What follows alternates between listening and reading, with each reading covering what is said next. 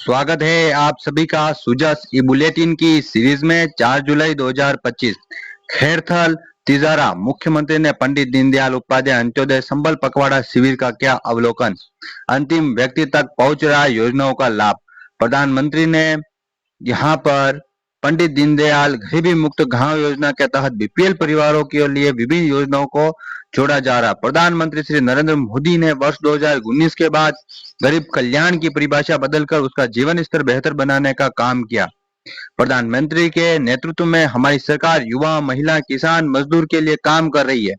पूर्ववर्ती सरकार के 5 साल के मुकाबले हमारे 1.5 साल का कार्य अधिक। अंत्योदय संबल पखवाड़े में मिल रहा है योजनाओं का लाभ।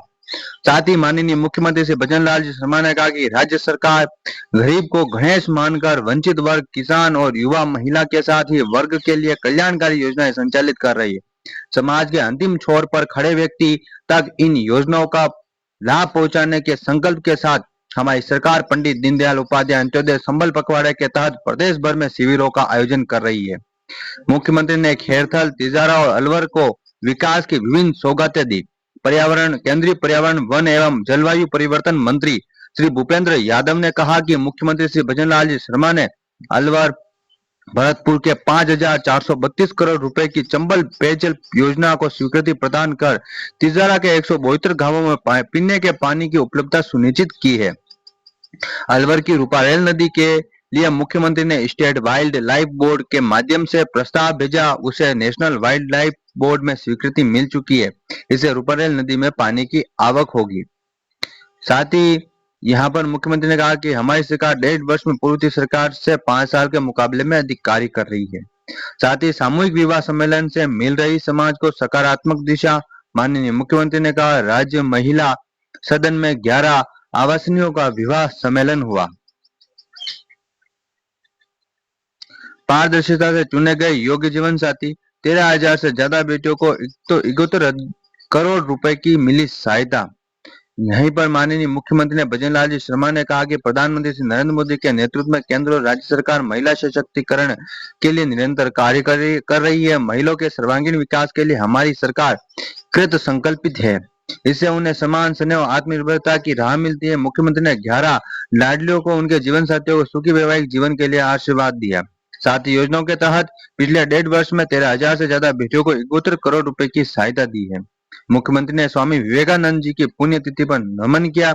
से भजनलाल जी शर्मा ने स्वामी विवेकानंद जी की 123वीं पुण्यतिथि पर चित्र समक्ष पुष्प अर्पित कर श्रद्धांजलि की। साथ ही उन्होंने कहा कि प्रेरित होकर युवा विकसित भारत के निर्माण में अहम भूमिका निभा रहे हैं, विवेकानंद जी से प्रेरित होकर। साथ ही प्रधानमंत्री की दूरदर्शी और प्रभावी विदेशी नीति ने भारत को वैश्विक मंच पर नई पहचान दी है। लंदन में 12वां भारत गौरव अवार्ड का समारोह हुआ। प्रदेश राइजिंग राजस्थान से लिख रहा विकास की नई गाथा। मुख्यमंत्री ने कहा समृद्ध संस्कृति और आतिथ्य और गौरवशाली इतिहास के लिए दुनिया भर में विख्यात हमारा प्रदेश राइजिंग राजस्थान पहल के माध्यम से विकास की नई गाथा लिख रहा है। 35 लाख करोड़ रुपए से निवेश प्रस्तावों ने राज्य में रोजगार और समृद्धि के अपार संभावनाएं बनाई है। पिछले 1.5 वर्ष में राजस्थान में निवेश, नवाचार और समावेशी विकास के क्षेत्र में अभूतपूर्व प्रगति हुई है। ई-केवाईसी के बिना नहीं होंगे आवेदन। राजस्थान लोक सेवा आयोग द्वारा आयोजित भर्ती परीक्षाओं में आवेदन करने के लिए वन टाइम रजिस्ट्रेशन में आधार अथवा जन आधार नंबर अपडेट करना आवश्यक कर दिया गया है। ई-केवाईसी के बिना आगामी भर्ती परीक्षाओं के लिए आवेदन नहीं किए जा सकेंगे। आयोग सचिव ने बताया कि कार्मिक विभाग द्वारा जारी बायोमेट्रिक वेरिफिकेशन की अनुमति के क्रम में स्टेट रिक्रूटमेंट पोर्टल के माध्यम से किसी भी भर्ती आवेदन के लिए ई-केवाईसी प्रक्रिया पूरी करना अनिवार्य है। इस क्रम में आयोग द्वारा 7 जुलाई 2025 से आधार और जन आधार के माध्यम से ओटीआर ई-केवाईसी करने का अवसर अभ्यर्थियों को दिया जा रहा है। वन टाइम रजिस्ट्रेशन में आधार अथवा जन आधार अपडेट करना होगा।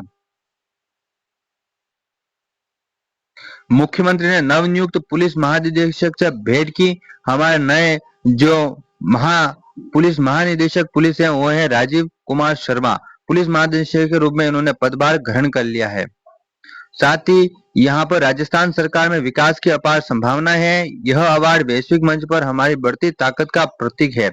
इस दौरान उन्होंने कहा कि भारत गौरव अवार्ड समारोह देश की असीम संभावनाओं, हमारी एकता और वैश्विक मंच पर हमारी बढ़ती ताकत का प्रतीक है। इसी के साथ में प्रदेश में 5 साल में 50 करोड़ पौधे लगाएंगे। मुख्यमंत्री वृक्षारोपण महाअभियान, इतिहास में एक दिन में 1 करोड़ से अधिक पौधारोपण। हरियालो राजस्थान वृक्षारोपण महाअभियान, 10 करोड़ पौधे लगाने का रखा गया है लक्ष्य। मुख्यमंत्री के संकल्प से राजस्थान की धरती हो रही है हरी भरी।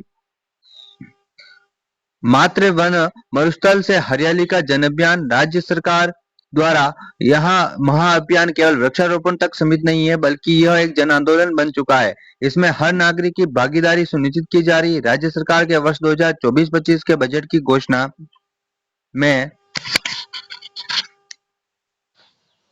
मातृवन मरुस्थल से हरियाली का जन अभियान, राज्य सरकार का यह महाअभियान केवल वृक्षारोपण तक सीमित नहीं है, पर्यावरण संरक्षण के लिए आमजन परिजनों की याद में उनके नाम पर उनके पेड़ लगाए जा रहे हैं।